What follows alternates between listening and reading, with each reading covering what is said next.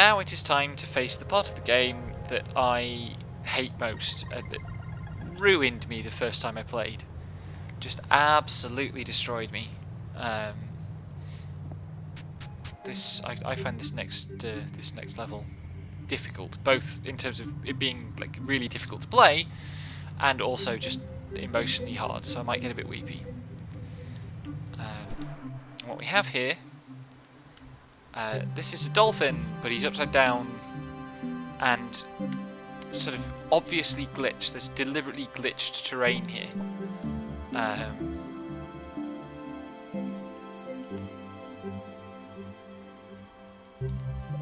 Seen desert NPC -1.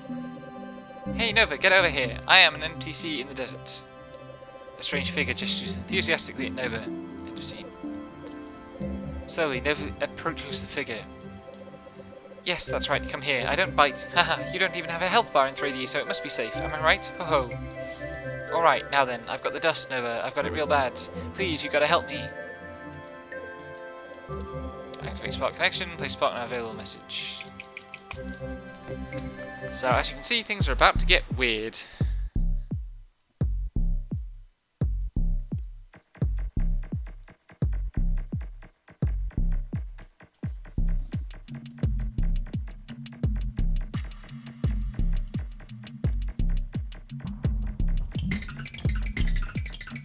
Fortunately, I don't actually have to do any of this.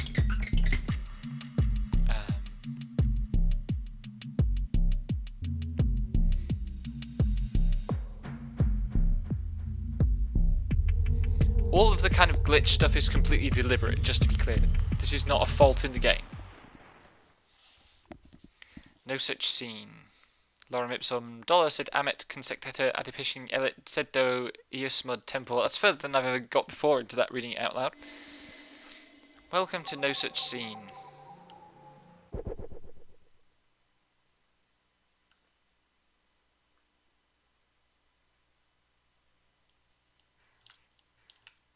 Can I actually pick that up? No. A really nice touch here, by the way, is the way that the apparent tile grid is out of line with the interactables.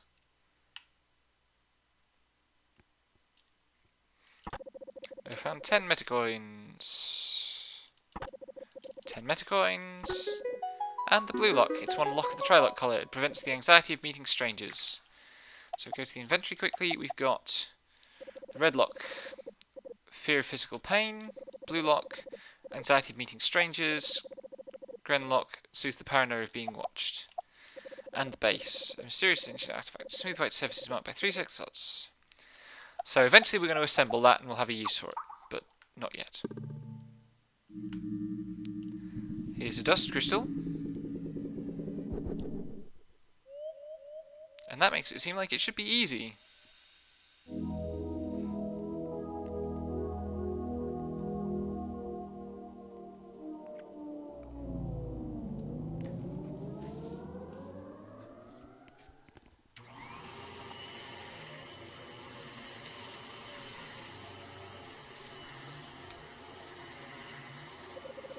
Nora wakes to the angry whine of an industrial vacuum cleaner.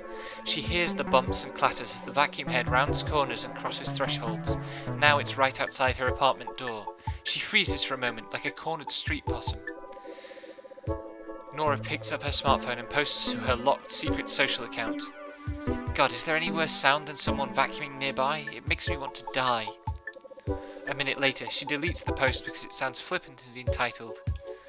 Some people don't seem to mind the sound of a vacuum cleaner any more than a strong wind or a busy interstate. When Nora hits it, her skin prickles, her breath pauses. She feels ashamed to be in bed scrolling through social on her phone. She should get up. And indeed, we have gotten up. I probably shouldn't boot this up before work. I'll just end up watching Fairchild gameplay videos anyway. The sheets are so dusty. I really ought to wash them soon.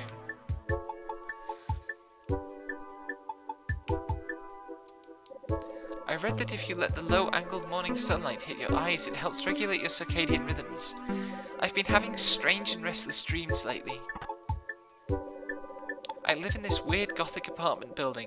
There's a real stone gargoyle outside my window. Some scholars say that the fearsome appearance of gargoyles is meant to ward off evil spirits, but I don't think that's quite right. I think it's a reminder of the evil all around us, the evil we can't ward off so easily. That's going to be important later.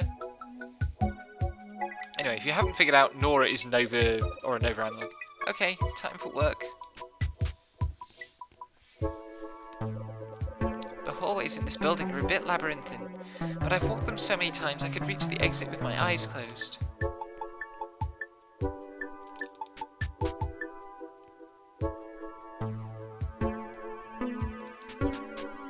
I haven't ever actually tried to figure out what's going on with the mapping in this building. I just go through doors as I can, and eventually it takes me to the exit.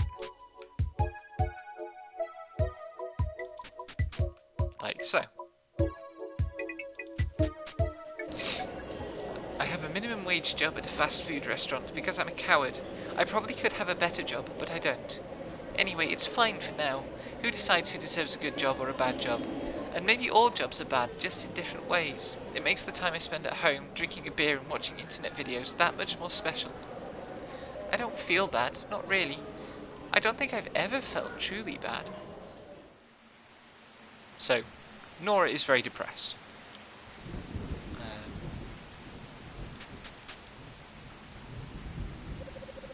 It's a good thing I made it back from work before the rain picked up. It's coming down pretty heavily now.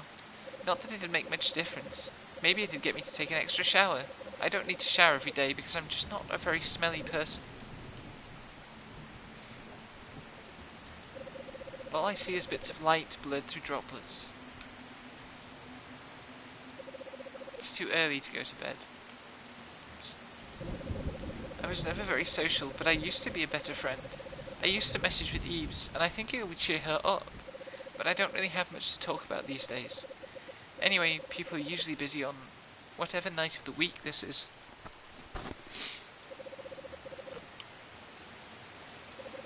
I guess I'll go to bed.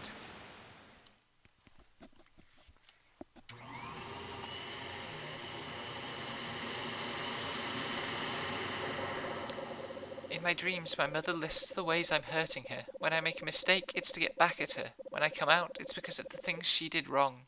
I'm no longer a soft, smooth child, so it doesn't really hurt anymore.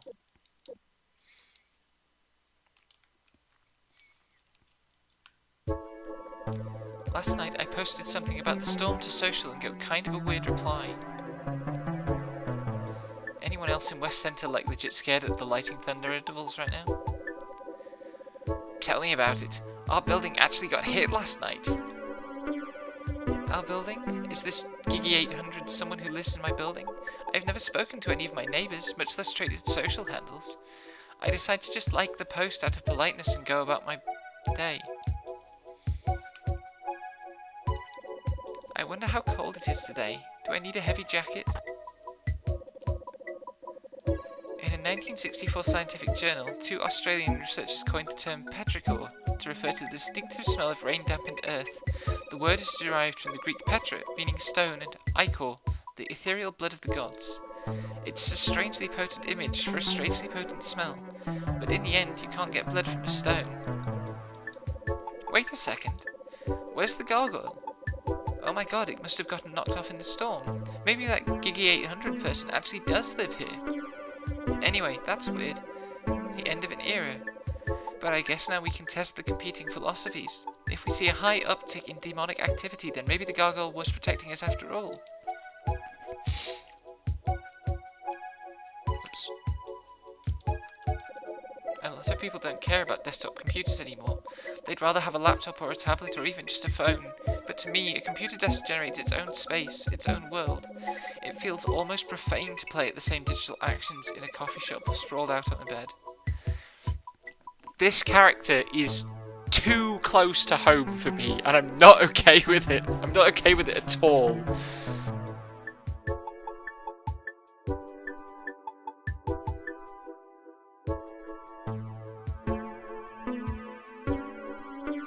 This is just me This character is just me in like the couple of years after I finished my PhD. Okay, time for work. If I was smarter and less of a coward, I'd push back on my manager when he complains about the minimum wage. It's Econ 101, he says. High minimum wage equals high inflation. Never mind reality, where minimum wage has largely lagged behind inflation. Might as well say, sorry, I only cut the dollar menu, Mom. Blame the stupid trash cooking the food.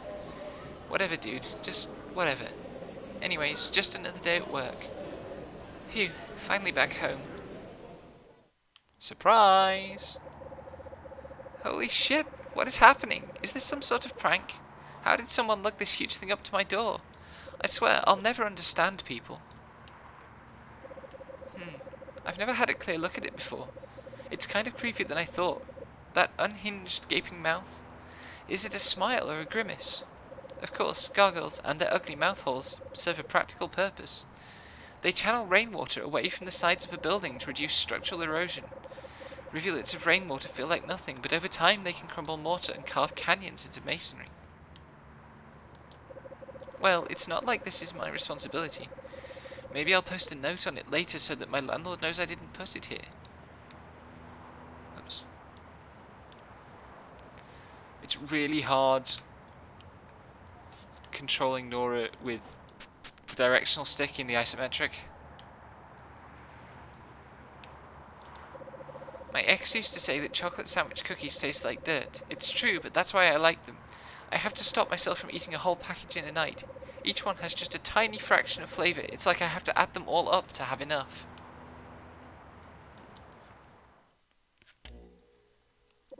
An odd email catches Nora's eye. Do you wish to help others? The email reads.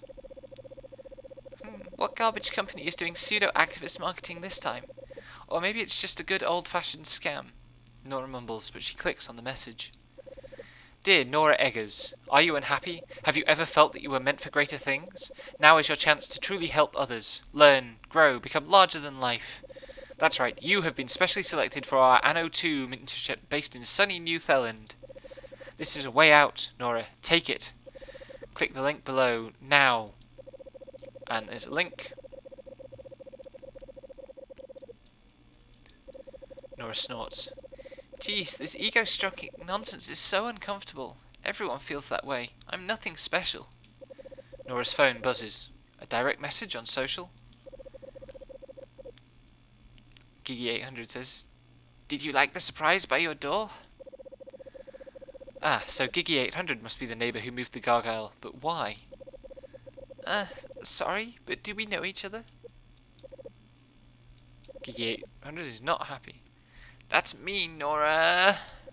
I thought we had a special connection. Were you even worried about me after the storm? I'm sorry, I think you're mistaking me with someone else. Nora shuts off social notifications and plugs in her phone for the night.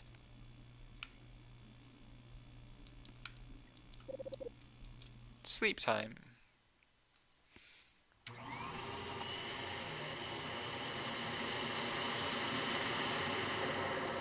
I hear my mother's voice echoing.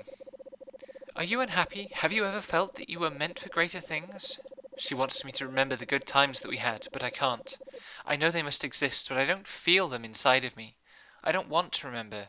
If I'm not better off now, then what is the point of my life?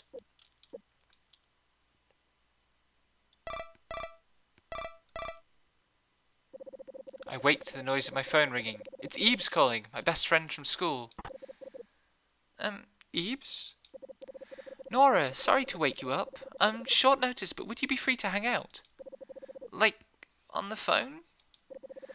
No, I'm in town for a work thing. Sorry, I should have told you.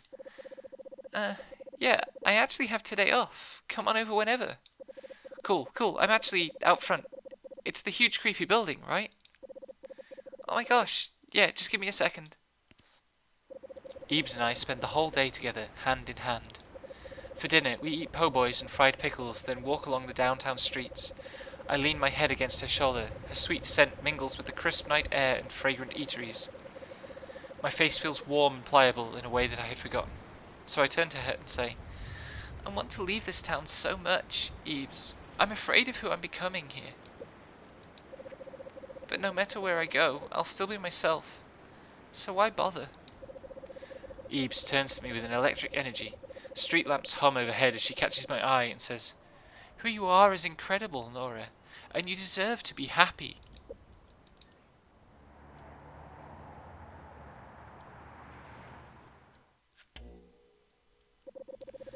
As Eebs and I get ready for bed, I check my phone. Gigi800 had blown up my DMs since we last talked. God, with Eebs here, I'd forgotten all about them. "Nora, stop it. You have to talk to me. Nora, every day I've seen you wake up and face the day. Every day I wake up with you. You and me, we know how to keep going, always, no matter what. Even when we're so cold and so still, and everything soft is buried and gone, we will remain. I thought you understood that. I thought you understood me." I turn off my phone and Eebs spoons me. In my dreams, a tropical sun infects the air with a floral, humid glow. I am a plump citrus fruit, high in a tree. Lusciously I bend the branch. A monkey climbs towards me.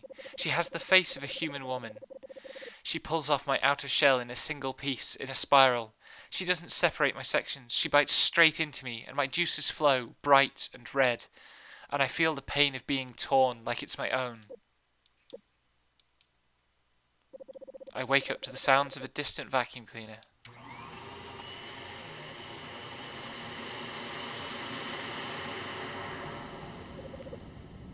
Eebs? Eebs, where are you? I didn't think it was the day for vacuuming. What was that? If you, yes you, are feeling uncomfortable, talk to the window. Nora will safely climb down and leave. Otherwise, use the door. I don't want to, but we're going to use the door.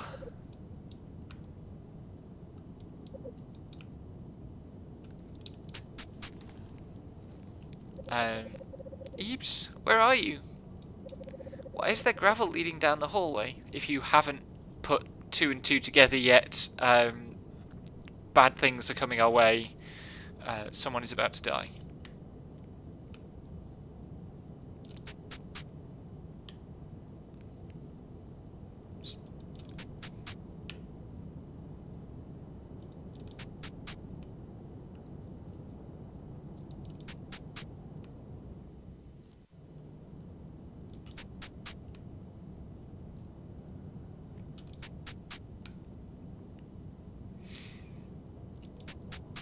I don't like this bit. Why does it go on so long?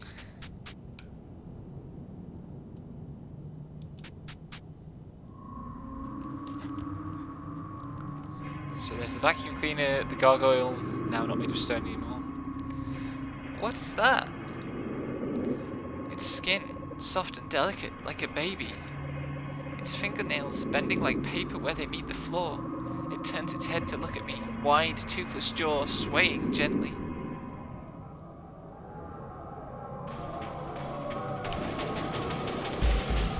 And I'm out.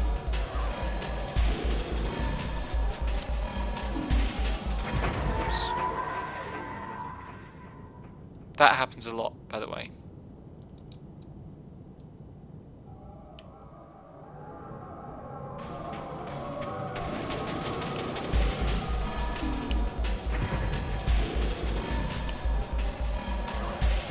Ah!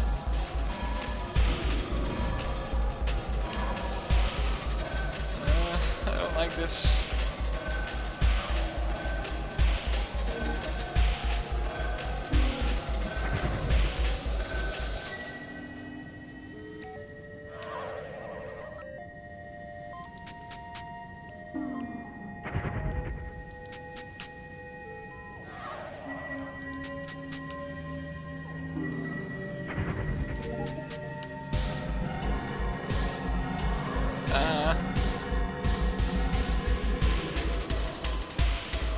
I still don't understand how this part of the game works at all.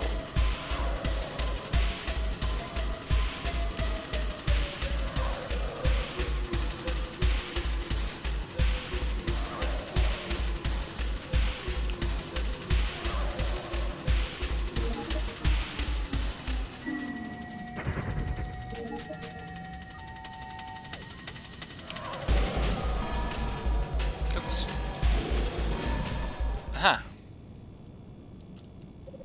Dear Nora Eggers, are you unhappy? Have you ever felt that you were meant for greater things? Now is your chance to truly help others, learn, grow, and become larger than life.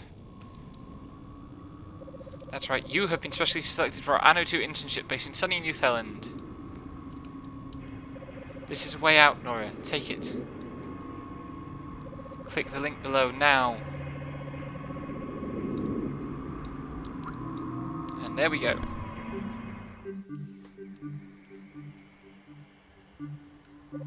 As Nova gets up from the ground, she feels something crumpled up in her hand. Received a desert NPC card. Which says... where is it? Unreadable. Okay, so... yeah, like... Nora's experience of, like, life is very much like mine. And so I find that section very, very difficult. But if you haven't twigged what was going on, Nora is Nova, the Gargoyle is the Glandilock seed, and Eebs is LGBT from the Dustbound. That will become clearer later on, but you kind of already from the Dustbound segment have seen like what the gist of that is. I am going to take a break once I've found a save point. Is there a save point around here? Yes. Because, God, that still hits me really hard. More next time.